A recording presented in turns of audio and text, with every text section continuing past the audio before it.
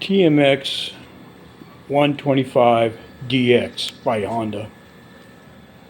Pretty nice bike, all in all. Has a choke on it, so I had to relearn a choke system. So I couldn't get started for the life of me when I bought it. Out the door on a credit card was 61 something, about 61,000 pesos, 61,000 pesos, yeah, which comes out to just around $1,000 even almost. So pretty nice bike going on. Bought it for Gimmer. I was going to change out that fender, remove that, and put some knobby tires on it for off-road and Gimmer's Island. Hey, later.